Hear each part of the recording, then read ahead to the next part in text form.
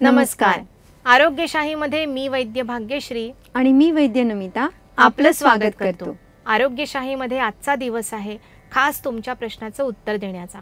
सौ स्वाती यांचा एक प्रश्न आला आहे. त्यांनी विचारलंय, प्रेग्नन्सीमध्ये थकवा जाणवतो, यावर काही उपाय सुचवावा.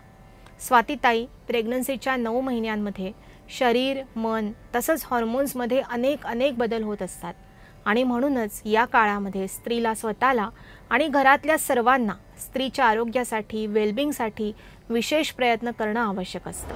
श्री गुरु डॉक्टर बालाजी तांबे यांच्या आयुर्वेदीय गर्भसंस्कार या पुस्तकात सुचवलेला आहार घेणं हे प्रेग्नन्सीमध्ये ताकद टिकून राहण्याच्या दृष्टीने नक्की उपयुक्त असतं.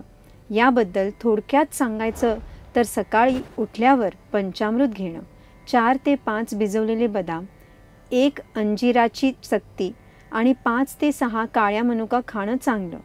A2 दूध आणि पारंपरिक पद्धतीने बनवलेला शतावरी कल्प घेणं सुद्धा चांगलं. दिवसभरामध्ये आहारासह किमान 4 ते 5 चमचे घरी बनवलेलं साजूक तूप खाणं हे सुद्धा शरीरशक्ती उत्तम राहण्यासाठी आवश्यक असतं.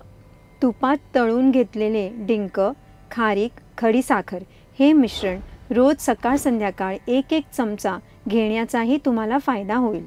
प्रेग्नन्सीमध्ये पहिल्या 3 महिन्यानंतर अंगाला तेल लावण्याचाही उत्तम उपयोग होताना दिसतो.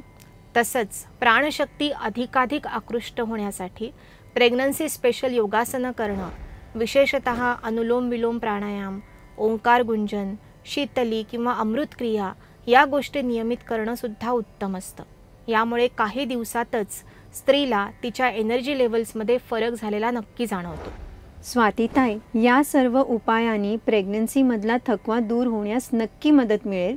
तरी प्रकृतीनुरूप नेमक्या औषधांसाठी तुम्ही आम्हाला कधीही संपर्क करू शकता.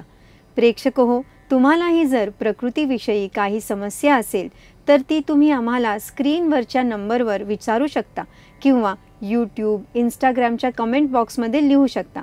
आपल्या प्रश्नाचं उत्तर जाणून घेण्यासाठी पाहत रहा आरोग्यशाही लोकशाही मराठीवर.